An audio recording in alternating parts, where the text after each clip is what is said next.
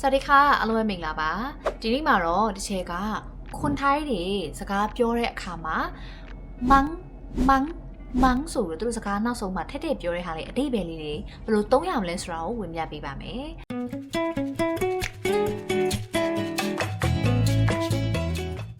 ဆိုတော့ဒီမန်းမောအငုံမိုင်းထုံမန်းကဘယ်နေရာမှာသုံးလဲဆိုရင်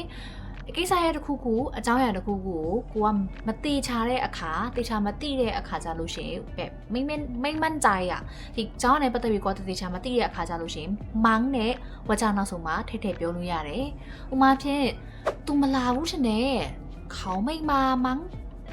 เขาไม่มามั้งतू မကြိုက်ဘူးထင်တယ်เขาไม่ชอบมั้งเขาไม่ชอบมั้งဒီနေ့မီးပြတ်တယ်ထင်တယ်วันนี้ไฟดับมั้งวันนี้ไฟดับมั้งตูติชามาติအဲ့လိုမျိုးဆိုရင်วันนี้ไฟดับมั้ง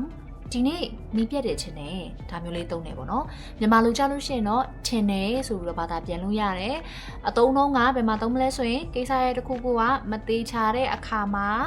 မန်းဆိုပြီးတော့ထည့်ပြီးပြောလို့ရတယ်ဒီမန်းကကြတော့ပြောရမယ်ဆိုရင်တော့စကားပြောပေါ့နော်ပုံမှန်ကိုရီအရေးအသားမှာဆိုရင်တော့ คิดว่าဆိုတဲ့စကားလုံးလေးသုံးလို့ရတယ်คิดว่าतू ကနည်းနည်းလေးပို့ပြီးတော့ formal ဆန်တယ်ဥပမာဖြင့် तू မလာဘူးလို့ကျွန်တော်ထင်တယ်คิดว่าเขาไม่มาဒီနေ့မီးပြတ်တယ်လို့ကျွန်တော်ထင်တယ်คิดว่าวันนี้ฝนตกဒါမျိုးသုံးလို့လည်းရတယ်ဒါပေမဲ့ကွာစကားပြောနေဆိုရင်တော့วันนี้ฝนตกมั้งဒီနေ့မိုးရွာမယ်ထင်တယ်ဒါမျိုးသုံးတာပေါ့နော်ဆိုတော့အသုံးလုံးချင်းအတူတူပဲအဓိပ္ပာယ်ချင်းလည်းအတူတူပဲ formal ပိုကျသွားတာနဲ့စကားပြောနဲ့အသုံးလုံးလေးကွာသွားတာပေါ့နော်ဆိုတော့ဒါလေးကိုလည်းသိလျော်အောင်အသုံးပြုလို့ရပါတယ်